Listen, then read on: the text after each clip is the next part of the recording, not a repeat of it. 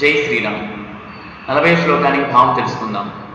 ఓం విక్షరో రోహితో మార్గో హేతుర్దామోదర సహ మహీధరో మహాభాగో వేగవానమిదాసన.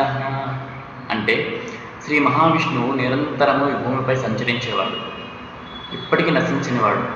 అలానే రోహితము అంటే ఎరుపు వర్ణం అని సూర్యుని వర్ణిస్తుంది ఇక్కడ. అంటే శ్రీ మహావిష్ణువు సూర్యుని వలె ప్రకాశవంతంగా ఉంటాడు అని అర్థం.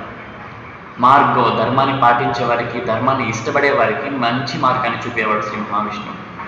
అలానే దామోదర, ధామము అంటే తాడు, ఉదరము అంటే పొట్ట చుట్టూ, పొట్ట చుట్టూ తాడు అంటే శ్రీ మాతా యశోదాదేవి శ్రీకృష్ణుని వారికి రోకల బండ చుట్టూ శ్రీకృష్ణుడిని తాడుతో కట్టేశారు కదా.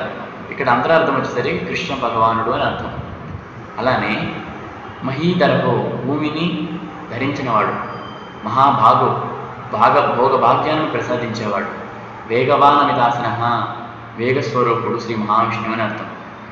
ఇది 40 శ్లోకానికి భావం. ధన్యవాదాలు.